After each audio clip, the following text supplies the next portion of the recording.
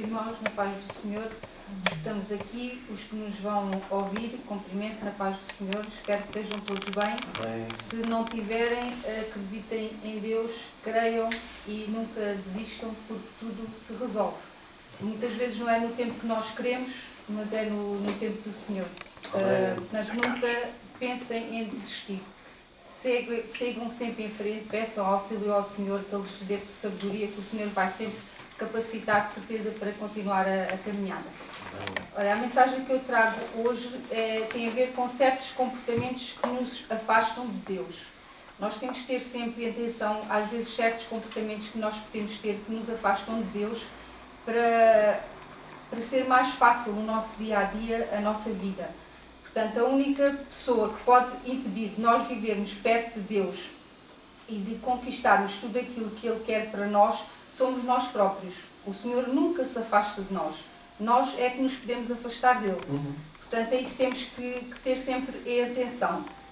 Não é aquela pessoa que faz questão de me chatear, nem mesmo o diabo que me afasta de Deus. Porque, irmãos, quando nós temos o desejo genuíno de nos aproximarmos de Deus, nada nem ninguém nos vai afastar de Deus. Temos que ter sempre isso em atenção, nada mesmo. Não vamos ter medo do diabo, não vamos ter medo das coisas malignas, porque se nós estando perto de Deus, vamos ter sempre a proteção de Deus. Deus vai nos sempre proteger, não vamos ter medo. Assim como existem algumas atitudes erradas que nós às vezes tomamos e que nos afastam de Deus. E, portanto, mesmo não sendo a nossa vontade. Portanto, vamos evitar ter esses comportamentos e vamos estar sempre em comunhão com Deus. Vamos sempre, quando nós podemos ter, somos humanos, estamos na carne, muitas vezes acontecem certas coisas que nós ficamos tristes, ficamos desiludidos e às vezes até podemos pensar, até podia haver um culto e se estivermos na dúvida, vamos ou não vamos, nunca deixe de ir, irmão. Vá sempre à igreja, porque de certeza absoluta que vai vir melhor para casa do que quando foi. Portanto, nunca deixe de ir. E tenha sempre atenção. Isso vai, como eu já disse ao início, vai sempre depender de nós. Portanto, nós é que temos que sempre que dar esse passo. O Senhor ajuda-nos, mas nós temos que sempre fazer a nossa parte. Portanto, nunca vamos pensar, hoje não estou muito bem, vou ficar aqui em casa. Não estou bem, mas eu vou à igreja e vou acreditar que vou vir melhor para casa, de certeza absoluta.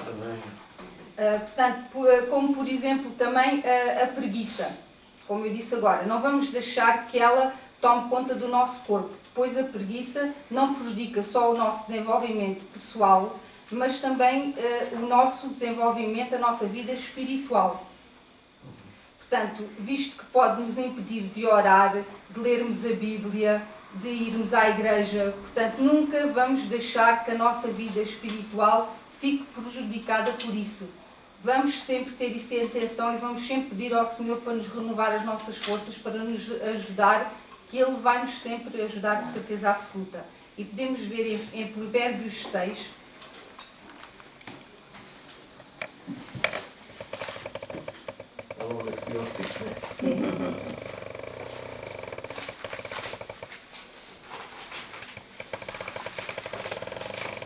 Provérbios 6, os versículos 9, 10 e 11.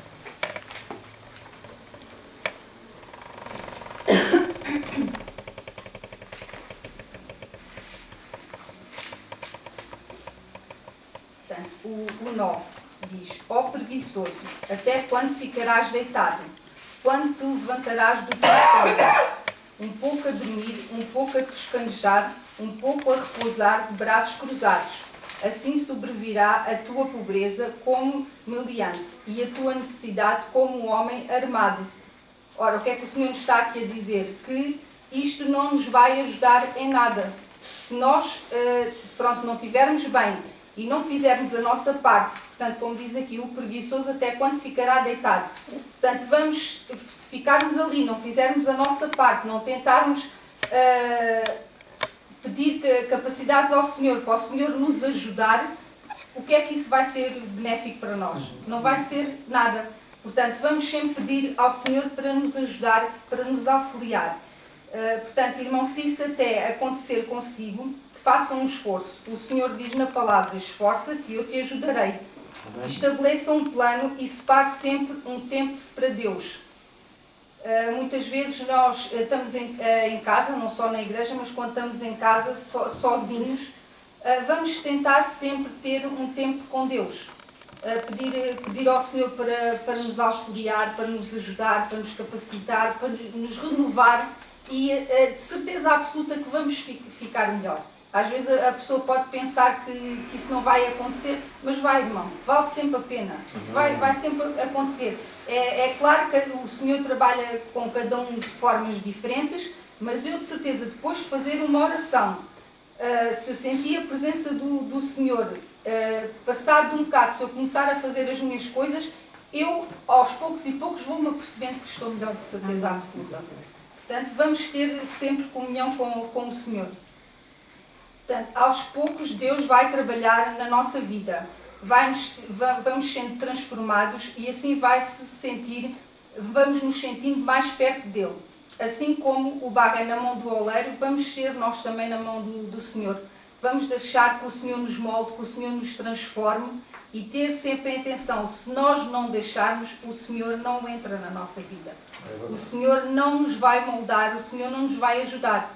Porque como a gente sabe todo, Ele bate à porta e só entra se nós lhe abrirmos a porta. Portanto, Ele só nos vai ajudar se nós lhe dermos esse espaço. Portanto, mesmo até pessoas que nos estejam a ouvir, se nunca tiveram comunhão com Deus, acreditem e creiam, experimentem, que de certeza absoluta vão ver benefícios nisso. Portanto, o que também nos pode afastar de Deus é a fofoca, as conversas entre as pessoas, que muitas vezes, portanto, isso afasta-nos de Deus de certeza absoluta, porque o Senhor não gosta disso, não gosta de conflitos entre as pessoas, não gosta do diz-que-disse. Portanto, vamos ter sempre isso em atenção, não só na igreja, como na nossa casa, com os vizinhos, com os colegas de trabalho. Não vamos apontar o dedo à pessoa. Vamos, sim, auxiliar muitas vezes, porque as pessoas muitas vezes têm certos comportamentos derivados de situações que acontecem nas vidas. Às vezes a gente só depois de começar a conversar com as pessoas é que a gente se apercebe porque é que as pessoas muitas vezes são assim. E depois, portanto, a gente então tentando auxiliar, tentando ajudar, acho é muito, muito mais fácil, porque nós também gostamos, quando a gente não estamos bem, gostamos que nos ajudamos, que nos ajudem. E, portanto, podemos ver em 2 Timóteo,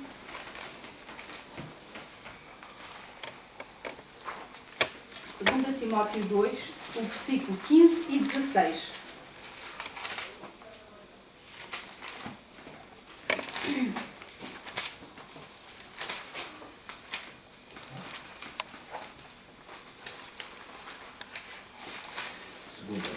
Segunda Timóteo 2, 15 e 16.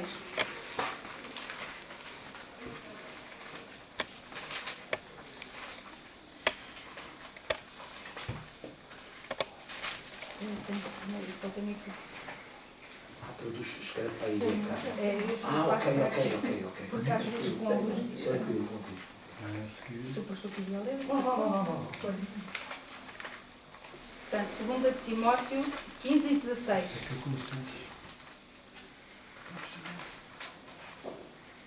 Tá?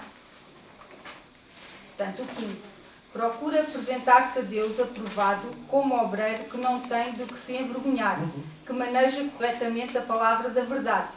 Evita as conversas inúteis e profanas, pois os que se dão a isso prosseguem cada vez mais para a impiedade. Ora, o Senhor está-nos aqui a dizer precisamente o que eu acabei de dizer em cima.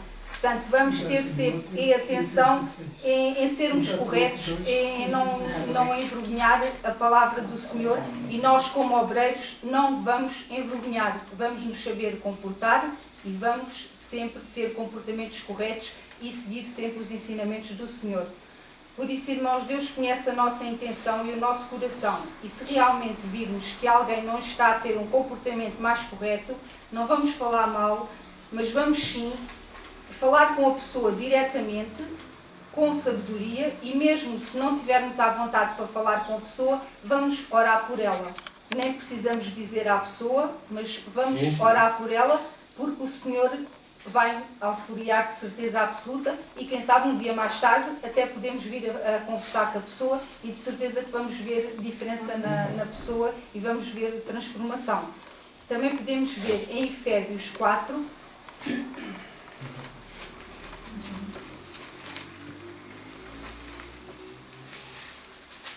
Efésios 4, o versículo 29. Não tenho caso.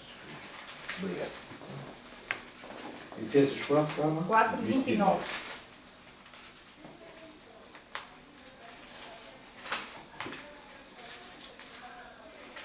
Portanto, Efésios 4, 29 diz: não saia da vossa boca nenhuma palavra torpe, mas só o que por boa, para promover a edificação, para que dê graças ao que ouvem. Ora, portanto, isto são tudo versículos onde o Senhor nos ensina a nós termos sempre em atenção aquilo que dizemos, para dizermos sempre com sabedoria, não a criticar, mas sim a auxiliar, se for o caso de falarmos para alguma pessoa. Portanto, o que também não devemos ter é inveja dos outros. A inveja é um pecado da nossa carne. Portanto, nunca devemos ter inveja dos outros. Um dos segredos da felicidade é o contentamento. Vamos aprender a estar gratos com o que temos e a dar valor sempre às pequenas coisas que nós temos. Porque muita coisa que nós temos, portanto, podermos estar aqui todas as quartas-feiras, temos um sítio para louvar e adorar ao Senhor, temos o nosso espaço. Todos, graças a Deus, temos um espaço onde temos a nossa casa, as nossas coisas. Isso são coisas que nós temos que dar sempre muito valor a isso. Nós, pronto, no nosso dia-a-dia, muitas vezes, nós nem pensamos, só quando começamos a ver as coisas, às vezes, noutros países, como está agora a Ucrânia e tudo, é que nós começamos a dar valor às coisas e a dizer: estamos aqui num país, é pequenino, mas é sossegado, temos o nosso espaço. Portanto, acho que temos sempre que aprender a dar valor a essas coisas. Portanto, não vamos cobiçar as conquistas dos outros. Isso significa que não devemos lutar para... isso não significa que não devemos lutar para melhor para nós. Nós devemos sempre lutar para melhor para nós. Não vamos ter a inveja do que os outros têm. Mas nós vamos querer sempre, e o Senhor também quer sempre o melhor para os seus filhos. Nós vamos sempre tentar fazer a nossa parte para ter sempre o melhor. Portanto, irmãos, o oposto do egoísmo é altruísmo. E Jesus é o maior exemplo altruísta que nós podemos ter. Portanto, ele não pensou nele próprio, mas pensou só em nós, tendo entregue o seu Filho por nós. Amém, amém. Portanto, melhor que isto não podemos ter o exemplo. Portanto, o Senhor entregou o seu Filho por nós. Só por isso nós temos que estar sempre gratos. Portanto, a Bíblia nos ensina a amar os outros como nós mesmos e nunca somos superiores aos outros. Somos todos iguais. Uns têm sabedoria para umas coisas, outros têm sabedoria para outras coisas. Todos precisamos sempre uns dos outros. Amém. No hospital são precisos os médicos, mas também são precisos os auxiliares da limpeza, são precisos os enfermeiros. Portanto, são sempre precisos todos. Vamos sempre nos amar uns aos outros e não nos vamos criticar uns aos outros. E podemos ver também em Filipenses 2.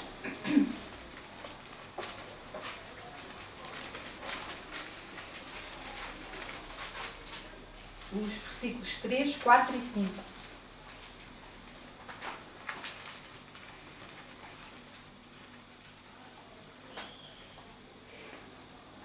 Portanto, Filipenses 2, o 3, 4 e 5. Portanto, o 3. Não façam por ambição egoísta ou por vaidade, mas humildemente considerem os outros superiores a si mesmo. Cada um cuide não somente dos seus interesses, mas também dos interesses dos outros. Amém. E o 5. Seja a atitude de vocês a mesma de Cristo Jesus. Ora, portanto, aqui nestes 3 versículos, nós temos aqui um grande ensinamento. Portanto, não vamos ser egoístas, vamos ser humildes uns para com os outros, porque ninguém é superior a ninguém. Cada um sabe tem a sua maneira de ser. Vamos sempre auxiliar uns aos outros e que sejamos sempre segundo a vontade de Deus. Portanto, se fizermos sempre, as nossas atitudes forem sempre segundo os ensinamentos de Deus, de certeza absoluta que vamos nos comportar corretamente. Amém. Portanto, vamos deixar que o amor de Deus nos transforme. Vamos sempre nos deixar moldar segundo a palavra do Senhor. Portanto, irmãos, também não vamos ter amor ao dinheiro. Quando o Senhor diz em 1 Timóteo 6,10 que o amor ao dinheiro é a raiz de todos os males, Ele não está a dizer que o dinheiro é o problema, pois o dinheiro é algo neutro. Temos é que saber usar o dinheiro. Portanto, o Senhor não está a dizer que o dinheiro não faz falta. Não, o dinheiro faz falta. Nós temos é que saber usar o dinheiro. Portanto, o dinheiro não é tudo. Ele auxilia-nos sim, mas não há nada maior que Deus na nossa vida. E se a direção da nossa vida for segundo os ensinamentos do Senhor, nunca vai faltar, de certeza absoluta. Vamos ter sempre o suficiente, nem muito nem pouco. Vamos ter sempre o suficiente para fazermos a nossa vida. Pois a Bíblia fala de vários homens com temor a Deus que eram bastante prósperos em termos de bens, como Jó e Abraão. O problema é quando nós amamos o dinheiro em primeiro lugar e não a Deus. Portanto, se for assim, aí é que é um grande problema. Todos nós sabemos que, infelizmente, há algumas das maiores atrocidades cometidas neste mundo são por causa do amor ao dinheiro. Infelizmente, todos temos conhecimento disso. Por isso, irmãos, vamos amar a Deus acima de todas as coisas e não vamos deixar que o dinheiro ultrapasse nada dessas coisas na nossa vida. Controlar a nossa vida e os nossos sentimentos e dessa forma vamos estar sempre mais perto de Deus, de certeza absoluta. Portanto, a palavra de Deus nos ensina a sermos pacificadores e mansos com as pessoas sempre que estejam à nossa volta. E podemos ver em Tito 3,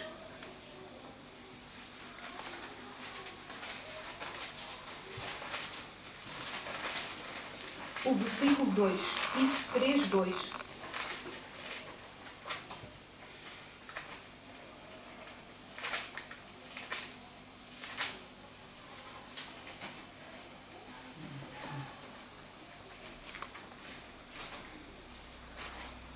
Tito 3, 2, que diz: não calunem a ninguém, sejam pacíficos e amáveis e mostrem sempre verdadeira mansidão para com todos os homens. Portanto, vamos sentir sempre paz, vamos nos dar com os irmãos, com os colegas de trabalho, com os familiares, vamos tentar sempre haver mansidão na nossa vida, que o Senhor nos auxilie sempre, que o Senhor nos ajude a nos moldar, a nos transformar, a sermos pessoas diferentes. Que todos, não só na igreja, porque na igreja, claro, é bom, mas isso não é o essencial, que fora da igreja vejam sempre a diferença em nós.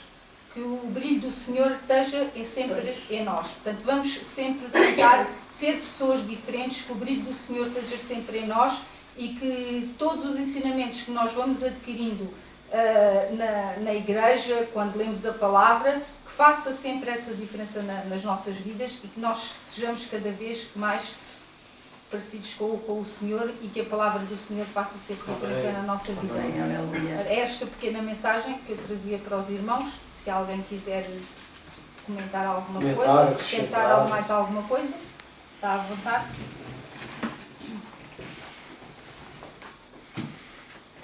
Sobre o tema da fofoca, as pessoas ignoram que, ao estarem a fazer na fofoca, estão a puxar uma corrente negativa.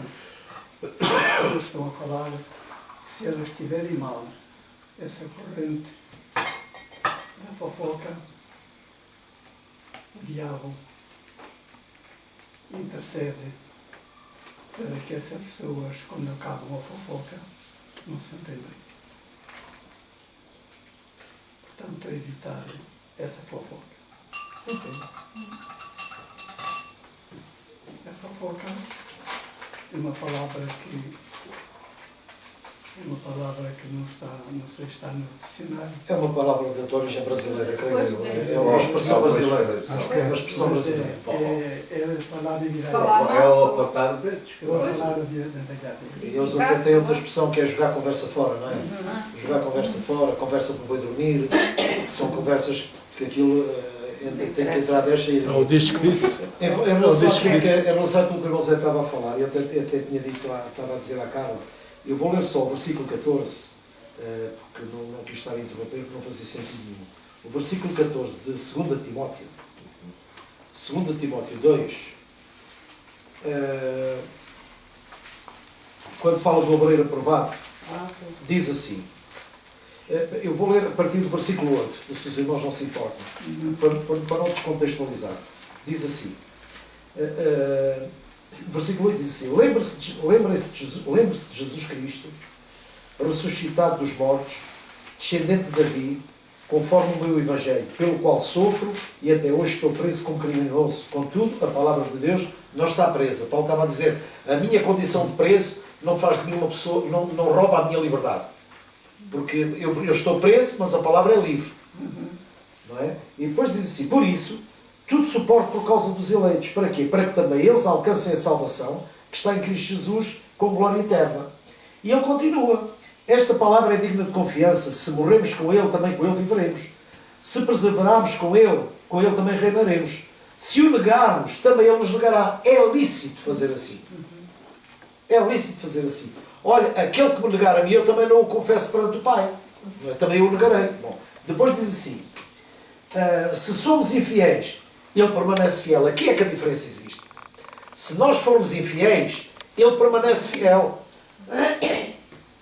E depois ele diz assim, se somos infiéis, Ele permanece fiel, pois não se pode negar a si mesmo. Glória a Deus. E depois diz assim, continuem a lembrar estas coisas a todos, advertindo-os solenemente diante de Deus, para que não se envolvam em discussões acerca de palavras. Não há necessidade, nós hoje enchemos a barriga quando acendemos a televisão, quando há uma roda de políticos. Aquilo é um enxovalho de uns aos outros que ninguém é edificado em coisa nenhuma, e um diz aquilo, e o outro depois diz que não diz, e depois o outro diz que não diz. Ou seja, eu dava um nome a esse programa, é Conversar Desconversando. Porque eles falam, mas não dizem nada. Não dizem nada, e ninguém é edificado. E então Paulo está aqui a dizer ao Timóteo, olha Timóteo, continua a lembrar estas coisas a todos. Advertindo-os solenemente diante de Deus, para que não se envolvam em discussões acerca de palavras. E isto não traz proveito, e serve apenas para quê? Para perverter os ouvintes.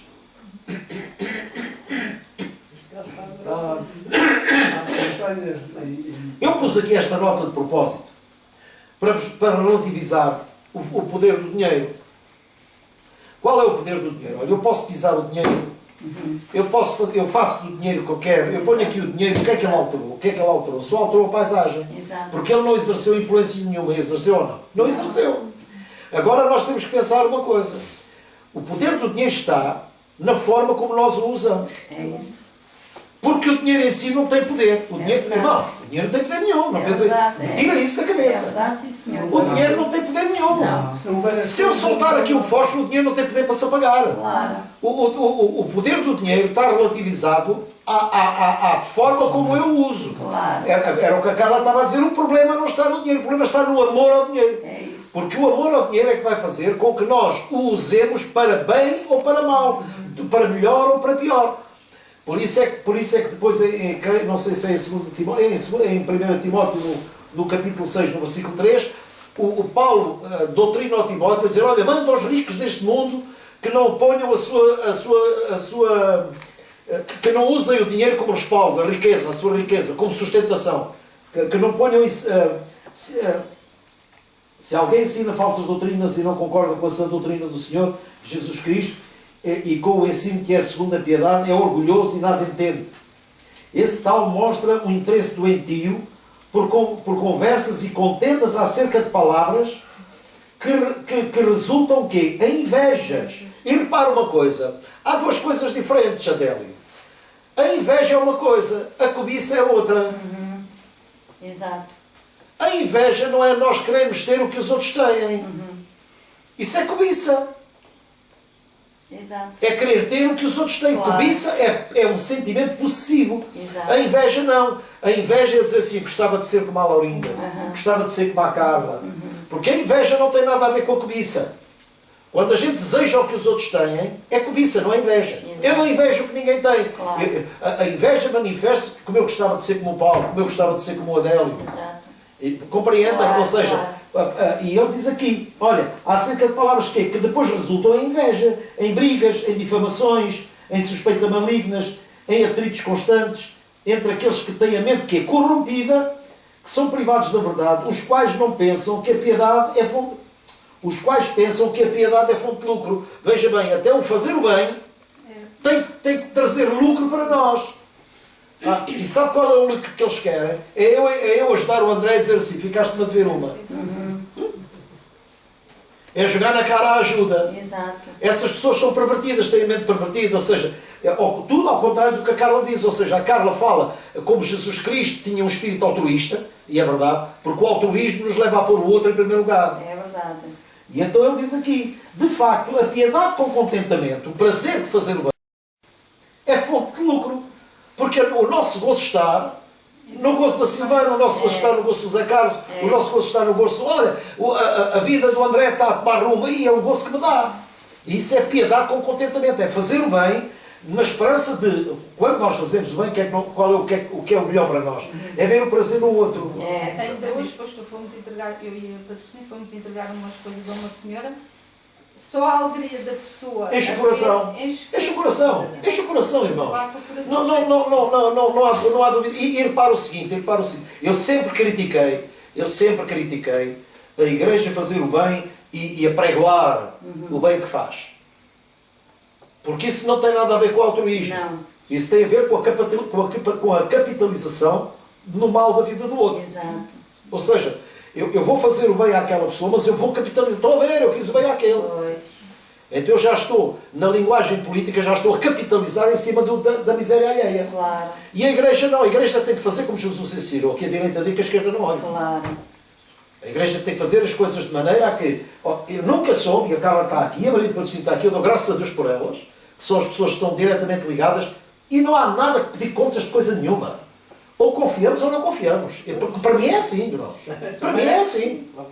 E então, descanso nas irmãs, alguma coisa que seja necessária falam, pedem, apelam, e o que elas têm feito, elas sabem perfeitamente bem que eu nunca perguntei que famílias estão a ajudar. Porquê? Porque não há necessidade. Até o próprio mundo tem essa sabedoria, fazer o bem sem olhar a quem. É isso mesmo. Então não é uma questão de critério, é uma questão de nós sabermos. E são pessoas que não são congregadas, que não são da nossa igreja. Então, graças a Deus que na nossa igreja não há necessitados. Graças a Deus que não há. Porque em primeiro lugar estão os domésticos da fé. É verdade. Em primeiro lugar estão os domésticos da fé. E nós sempre ajudamos. Já tivemos situações na igreja em que pessoas precisavam de ajuda, em que irmãos, e hoje olhamos para a vida dessas pessoas e digo assim, graças a Deus porque deram a volta. Porque ajudar é isso. Ajudar é uma mola impulsionadora para que a pessoa não dependa da caridade. Claro. Porque então nós não estamos a fazer bem, estamos a fazer mal. Se eu ajudo uma pessoa e continuo a ajudá-la, há casos e casos. Há casos em que as pessoas não têm outra forma, não é? Não têm, ou por falta de saúde, ou por estarem sós, ou por... Agora, ou por formas pequenas, ou coisa do género. Ok. Mas pessoas que estão a passar por um momento difícil, a única maneira de as ajudar é pôr-lhes a mão por baixo e dar-lhes um impulso para elas saltarem o muro. Não é ficar com elas ao colo. Porque então as pessoas ficam dependentes da gratidão dos outros. Ou seja, de onde vem aquele vem mais. Então a minha ajuda faz mais mal do que bem. Eu não sei se os irmãos estão a entender. Desculpem, isto pode parecer uma palavra muito fria.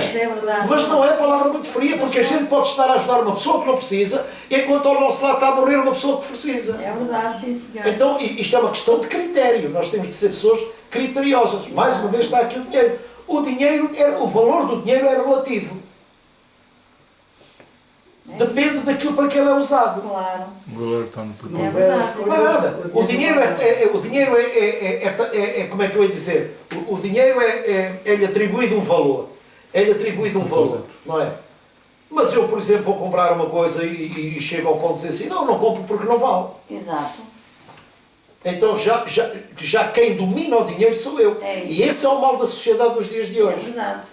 Esse é o mal da sociedade nos dias de É hoje. verdade, sim, O senhor. mal da sociedade é que a sociedade, em vez de usar o dinheiro, é usada pelo dinheiro. É escrava do dinheiro. É escrava do dinheiro. É, sim, senhor. O dinheiro foi algo que foi criado para o conforto do homem. É verdade. Porque antigamente a troca, por exemplo, se vocês forem ver, de onde é que surgiu, 2 minutos, e vocês vão ficar elucidados de onde é que surgiu toda esta questão da ordem bancária e tudo mais. Foi do templo. Foi do templo. Porque as pessoas vinham de longe e em vez de trazerem géneros alimentícios e carregarem-nos, chegavam lá e pagavam. Vocês nunca ouviram falar nos pagadores de promessas? Sim, sim. Nós temos em Portugal pessoas que ganham dinheiro para tomar a posição de outros para irem a Fátima a pé. É verdade. São os pagadores de promessas. É. Estão a ver como é que a religião, estão a ver como é que a religião faz negócio. É mesmo. Até da morte se faz negócio. É verdade. Qualquer dia é o caixão com ar-condicionado, com iPad, com telemóvel, se a pessoa se sente mal com falta de ar, com o fone cá para cima. E nós temos que jogar isto no ridículo, Meu porque Deus. na verdade somos nós os grandes responsáveis. Jesus, meu pai. Os grandes responsáveis. É verdade. Porque na verdade é assim, irmãos. Quando o Paulo diz, olha, de facto a piedade com contentamento é grande fonte de lucro, pois nada trouxemos para este mundo, irmãos, a gente nasce nu e não vai. É isso. Isto já tem o fato à parte, quando morrer quero dar gravata e o fato e o lencinho aqui no bolso e tudo mais e não sei quantos mais.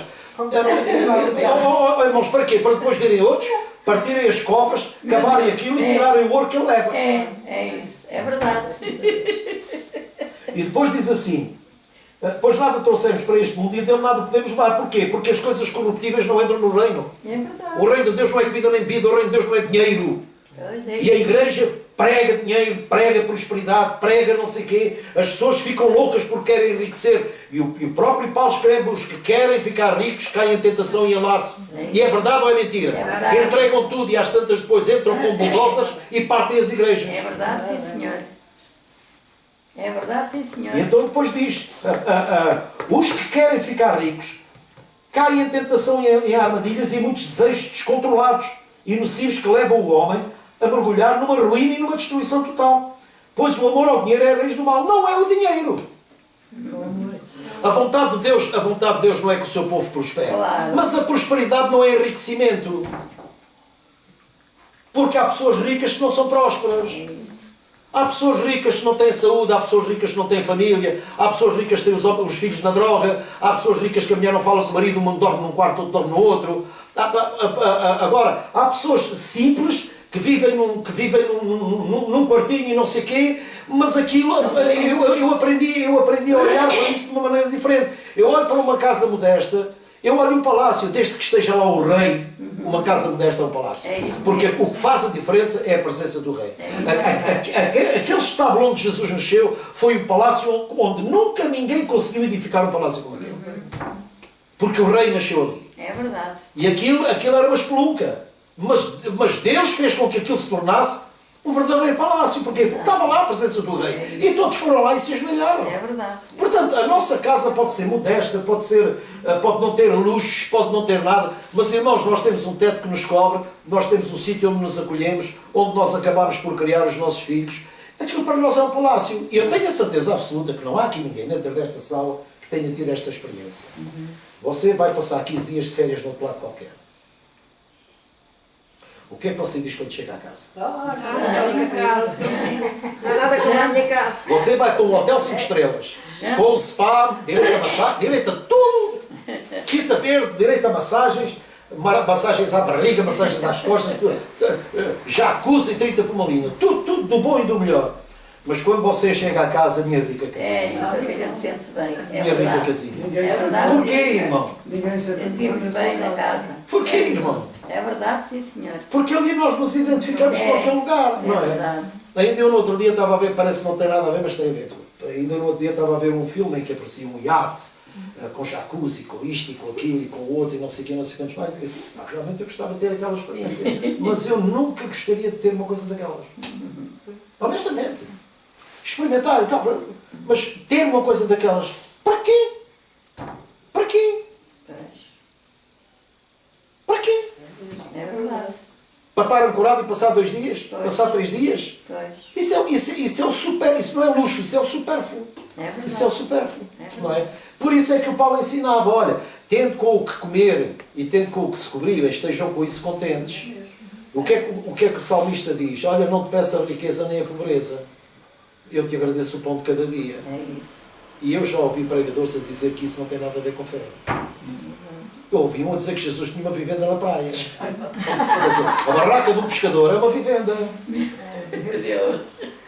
Nem piscinas insufláveis havia naquela altura. Meu Deus. Senão eu também tinha uma piscina insuflável no quintal. É só para vocês verem que quando os homens querem sacar dinheiro, eles vão buscar tudo e mais alguma coisa. Mas a Bíblia nos ensina, e repara o seguinte, qual é a vantagem minha, da Carla, a nossa vantagem? A nossa vantagem é olhar para a nossa vida e dizer assim, eu estou contente com o que tenho. Exato. Mas o nosso contentamento não é a negação da fé. Porque há pessoas que dizem, pronto, contenta, então olha, Deus, não é preciso mais nada, não precisa mais nada. Irmão, não há ninguém que não goste de ter coisas boas. É verdade. Não nos vamos enganar. Claro, é verdade. Todos nós ambicionamos coisas melhores, Exato. é ou não é? É. Eu tenho, olha, vamos, porque é que nós fazemos melhoramentos na casa? Porque é que nós fazemos melhoramentos aqui, melhoramentos ali? Porquê? Porque queremos melhorar, queremos Claro. Isso é lícito. Isso é lícito para nós. Mas que isso não seja o foco da nossa vida. Que isso seja uma oportunidade que Deus nos dá de fazer aquilo que nós queremos. Porquê? Porque até lá nós temos feito tudo o que Ele quer. É isso. Isso é que é viver por fé. É verdade. E quando eu estou contente com o que tenho, o Senhor diz, eu não te deixarei nem te abandonarei. Eu vou estar contigo. E vou-te dar acima daquilo que tu pedes ou pensas. É verdade. A Carla teve aqui uma expressão da questão da oração. Eu tenho a certeza absoluta, mas eu tenho a certeza absoluta que não há ninguém que ore e que não saia melhor. É mesmo. É verdade. A pessoa ora, o que é que ela faz? É como uma pessoa quando está angustiada, não é? Está triste, está angustiada e naquela angústia, o que é que ela precisa? De um ombro amigo. Alguém que, por simplesmente, ouça e que depois que a abrace. Acabou. Para criticar está o mundo aí. E a nossa relação não pode ser com base na crítica. O André está triste, o Paulo está triste. Quantas vezes eu digo, pai, não estou nada bem. Eu, aliás, já tenho deixado de pregar precisamente por isso. Se eu não estou em condições, eu não tenho nada para dar.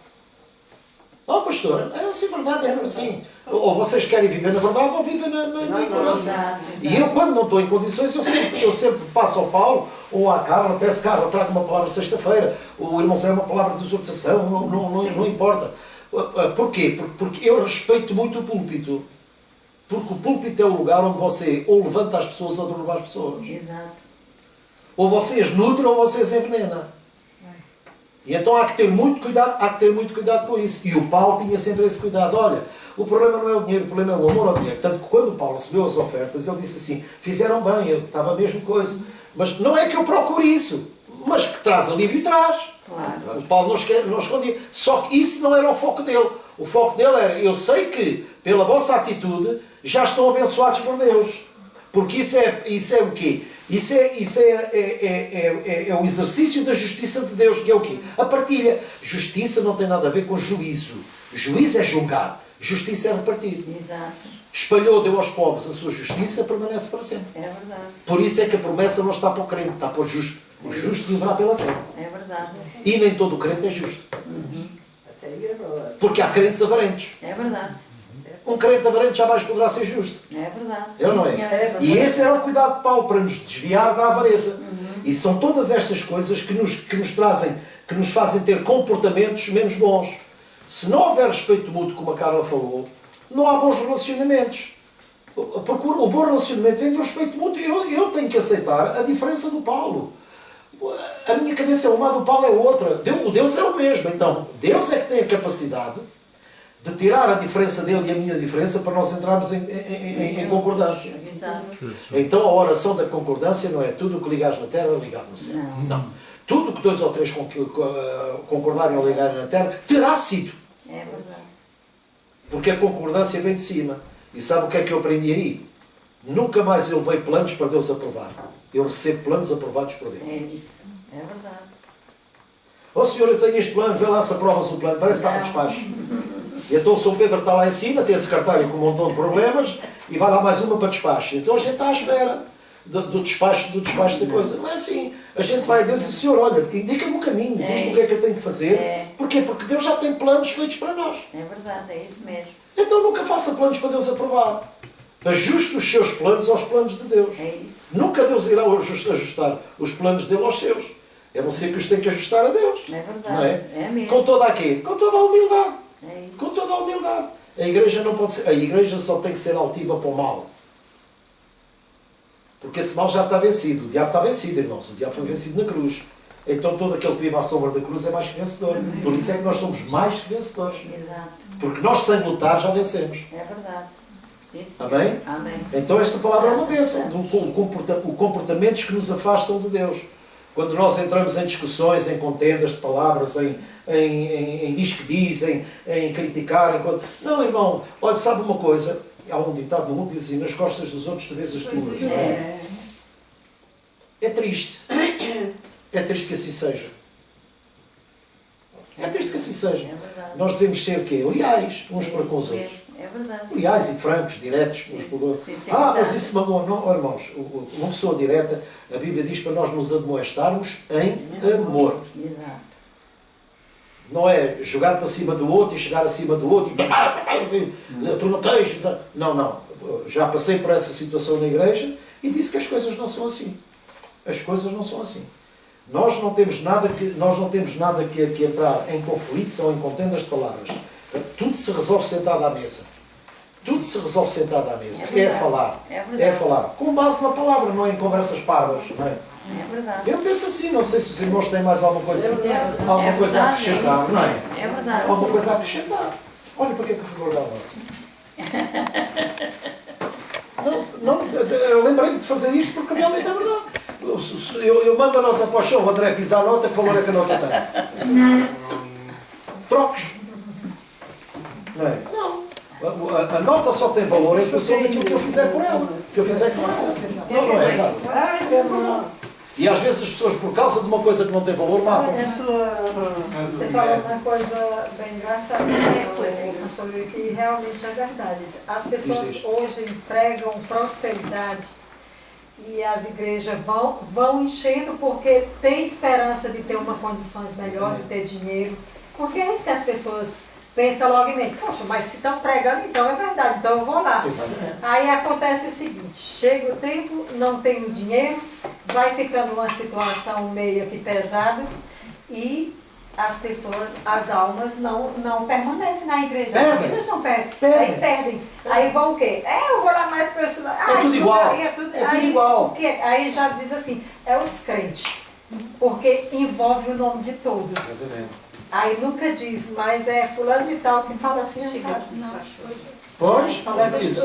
Aí as vidas não permanecem na igreja, vidas são desviadas mesmo e não querem mais nem saber de Então o que é que está a acontecer, Silvana? Até falsa doutrina. Falsa doutrina. Mau doutrinamento. Falsa doutrina. Há um filme que eu vi há muitos anos, que era do Luís de Funès, que o nome dele era A Mania das Grandezas.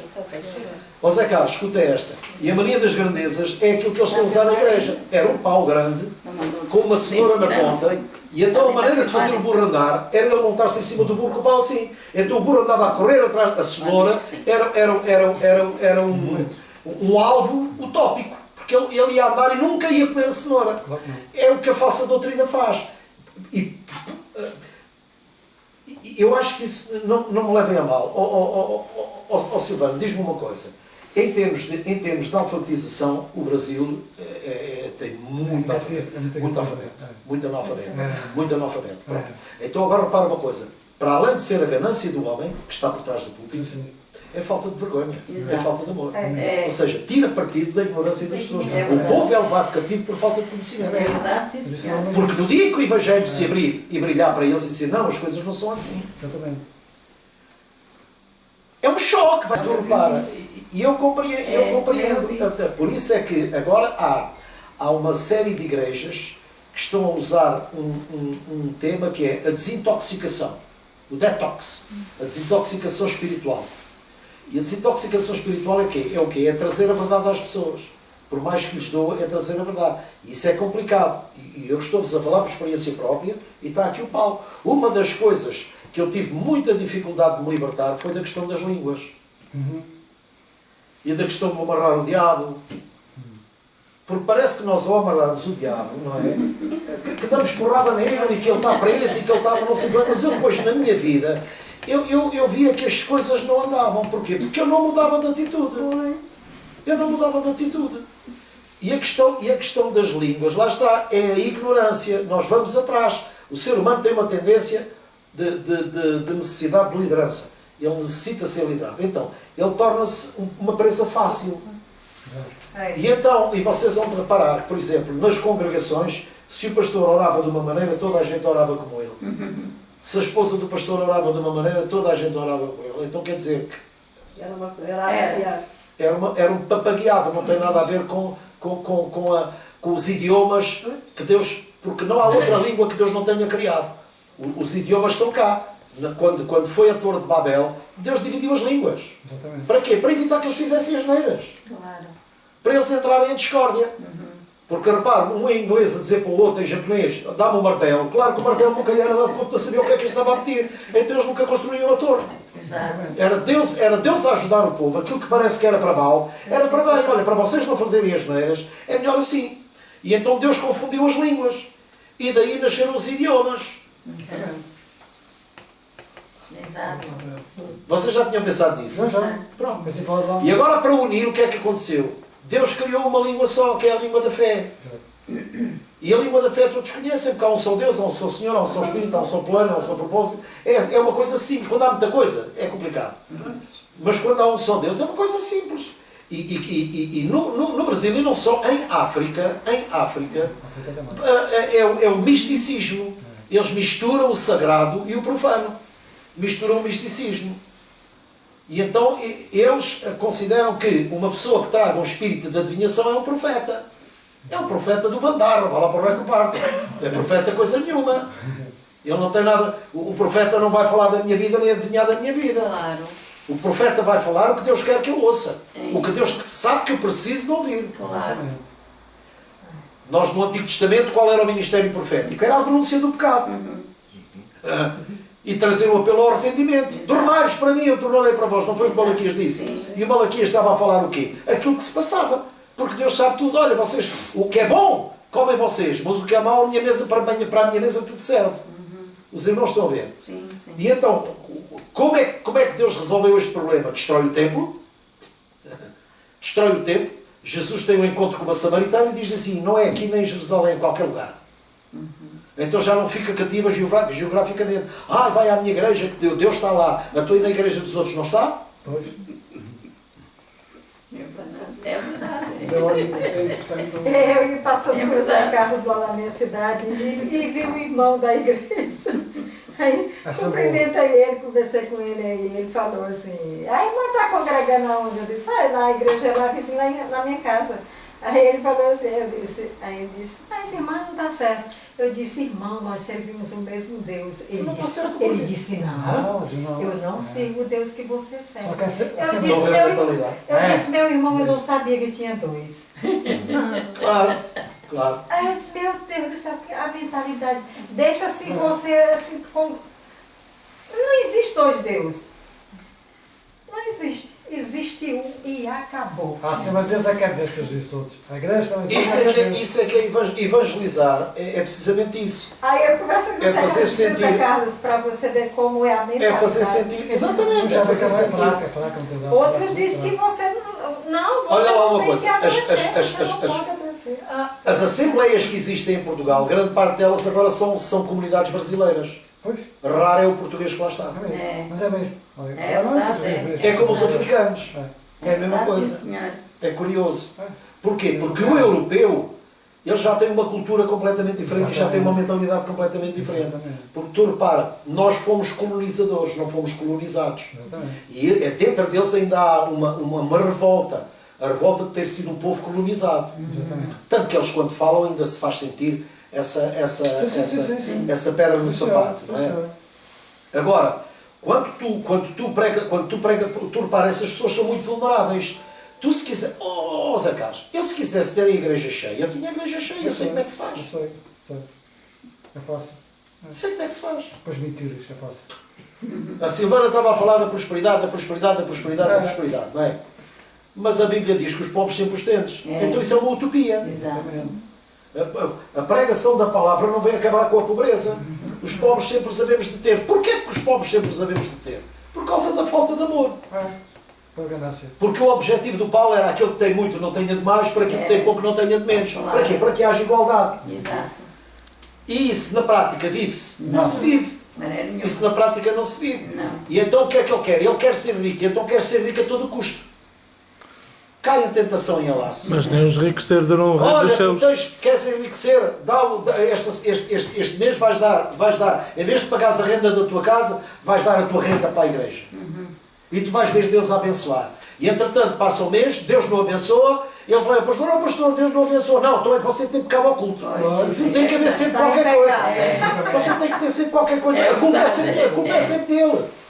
O crente é sempre dele. Irmão, você tem que passar pela roda de oração e tem para ser curado. Então a pessoa vai, não é curada, depois vai lá outra vez e diz assim: então, pastor, mas eu não fui curado. Então você tem. Então é porque a sua oferta foi pequena. Está mal formado. A sua oferta foi pequena. Você tem que dar uma boa oferta. E então ele vai dar uma boa oferta e não é curado. Dizer, então há pecado aí. Tem que haver sempre qualquer coisa para que. Ou seja, tem que haver sempre o conceito da culpa para a pessoa se sentir, responsabilizada. Culpada. E nunca cresce. Isso nunca verdade. cresce. Diz, Isso já nunca cresce. não, essa pessoa morre. Essa pessoa seca. Essa pessoa seca. Mas até o próprio conceito de querer ser rico, está lá nos escritos que diz que os ricos não herdarão o reino dos céus. Portanto, aí também cai logo por terra Esse essa. versículo bíblico não pode ser falado na igreja. Pois, mas essa aí está lá escrito. Mas está lá escrito. É mais fácil. Logo é um conceito antagónico. É mais fácil passar um caminho pelo fundo da moagulha do que entrar no reino dos céus. Exatamente. Porquê? Porque ele vive a vida alicerçado no que tem. Mas o que ele tem não tem nada a ver com quem ele é.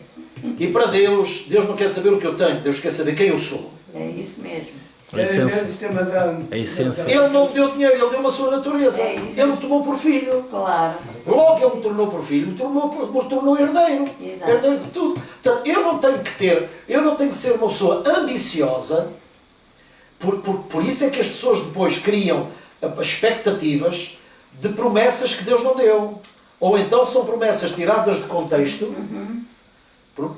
É fácil fazer uma pregação para dar a volta à cabeça de uma pessoa. Ela das duas uma, ou deixa lá tudo ou sai de lá partida. Não há nada, porquê? Falta de amor e falta de respeito. Eu vou dizer aqui uma coisa, no seguinte, meu filho trabalhava numa entidade, não tem problema, eu vou terminar aqui. Meu filho trabalhava numa entidade bancária, não sei se cheguei a partilhar contigo e com a Mara. Meu filho trabalhava numa entidade bancária em que normalmente todos eles têm por objetivos. E os objetivos eram, havia um objetivo naquele mês que era vender cartões de crédito. E então, era para todos. E o meu filho chegou ao pé de mim, foi por isso é que ele saiu da rede. A rede é trabalhar nos balcões. Sim.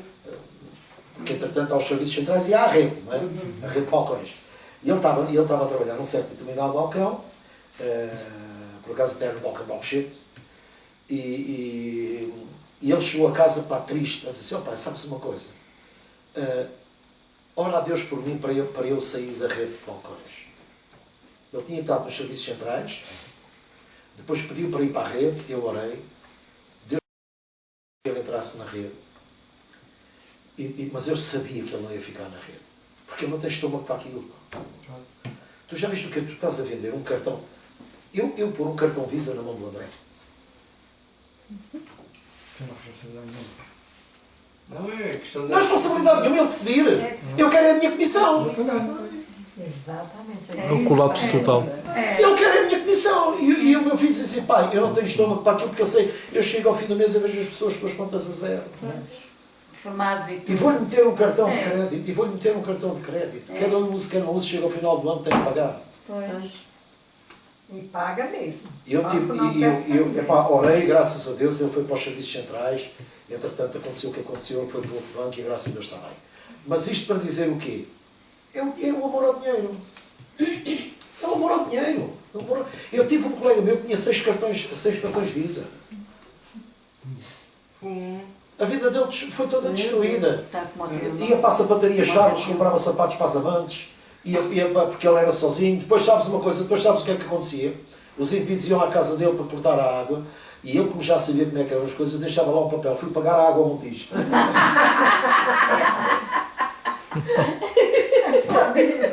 Sabido. Não foi lá nenhum, é um triste, não foi lá nenhum. Uma joia de moço. Uma joia, houve uma joia de moço. Ele era capaz de receber e ficar o seu salário no primeiro dia. Mas toda a gente estava ao lado dele, tinha que beber um copo que era ele pagar. Verdade, uma joia de rapaz. Uma joia de rapaz, gosto mesmo dele. Uma joia de... E habilidoso, pá. E aquele homem que podia ganhar o dinheiro que quisesse. Porque era um homem habilidoso. Ele sabia de jardinagem, ele sabia de pedreiro, ele sabia de canalizador. Tudo. Mas pronto, não tinha cabecinha. Mas isto para dizer o quê? Relativizar o valor do dinheiro. O dinheiro tem o valor que a gente lhe der. O dinheiro tem o valor que a gente lhe der. É isso mesmo. Então o mal não está no dinheiro, está no amor ao dinheiro. É. Os que querem ser. Mas graças a Deus nós já somos. Então eu não vou cair nesse logro. É isso mesmo. Não é, Zé Carlos? É mesmo isso. Os que querem ser ricos. Mas como nós já somos ricos É isso. e temos em tudo toda a pai. suficiência, Temos um porque pai. se eu não comer filé mignon, eu posso comer da lavadilha, também não tem Exato. problema. É isso mesmo. Nós sabemos viver com pouco. Isso é que é o saber viver. Como arroz com Isso- feijão. Hã? Como arroz com feijão. E ao jantar feijão com arroz. É, foi. Uma E sopa. corta-se uma coisinha para a farofa, uma linguiça e pronto. Só arroz com feijão. Uma sopa também, sopa. Isto é importante, irmãos, mas isto é importante termos Claro. esta consciência. É, Para nós não exato, é cairmos- isso.